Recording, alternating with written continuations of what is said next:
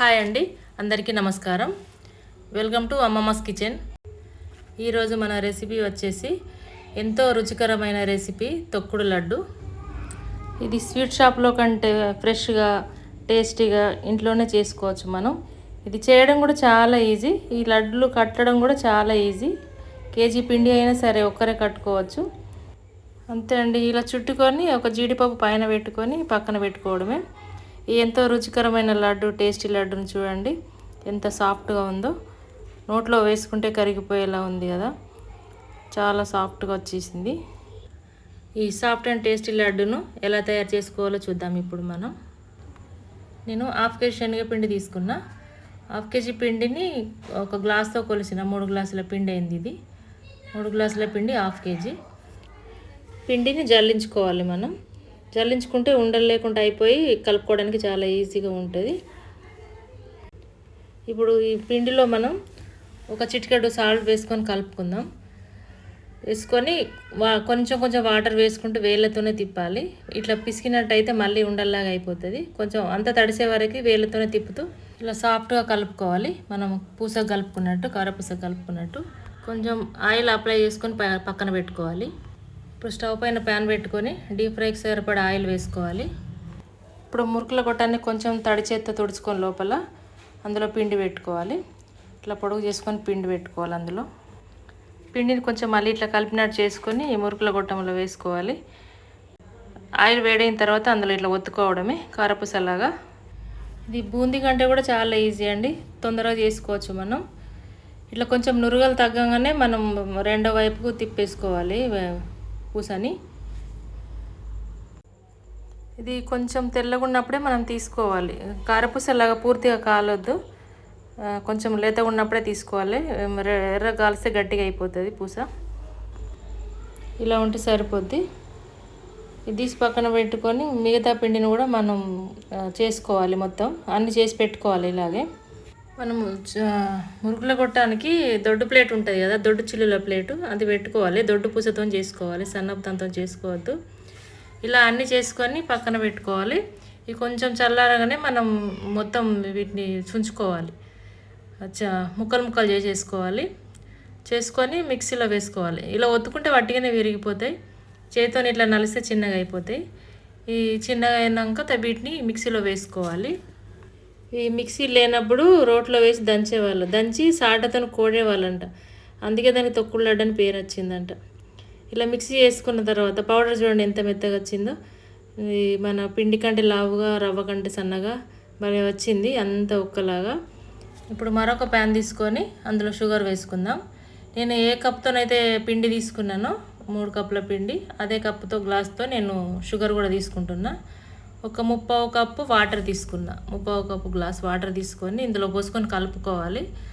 మనకి కొంచెం పెరగనలాగా తడిస్తే సరిపోతుంది. కొంచెం ఎక్కువ వాటర్ అయినా ఏం కాదు, గ్లాస్ వాటర్ అయినా పోసుకోవచ్చు.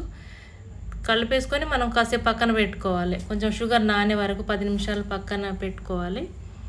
అవి మొత్తం వాటర్ వేసుకొని కలుపుకోవాలి.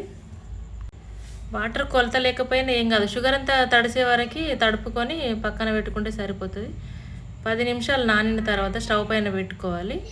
నానకపోతే ఒక్కొక్కసారి షుగర్ కరగకుండానే వాటర్ అని ఇంకిపోతూ ఉంటాయి, షుగర్ అట్లే ఉండిపోతుంది. అందుకని షుగర్ మంచిగా ఉడికి మొత్తం కరిగిపోతుంది అన్నట్టు. ఇప్పుడు స్టవ్ మీద పెట్టుకొని ఇలా కరిగించుకోవాలి. మొత్తం కరిగిన తర్వాత ఇది ఒక 2 పొంగులు వస్తే సరిపోతుంది అంతే.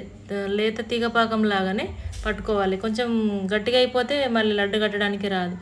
కొంచెం లేతగా ఉన్నా సరే మనం స్టవ్ పైన మళ్ళీ పెట్టుకుంటే ఆ పిండిని వస్తాయి, కానీ ముదిరిపోయింది అనుకోండి పాకం సరిగా రాదు. ఇప్పుడు పాకాన్ని చెక్ చేసుకుందాం. స్టవ్ ఆఫ్ చేసుకున్నాను నేను, మళ్ళీ ఎక్కువ ముదిరిపోతే కష్టం అవుతుంది. ఇట్లా వస్తే సరిపోతుంది పాకం, అంతే. కొంచెం లేతగా ఉన్నా సరే మనకేం కాదు. ఇప్పుడు అందులో ఒక స్పూన్ నెయ్యి వేసుకొని కలుపుకుంటున్నాను నేను.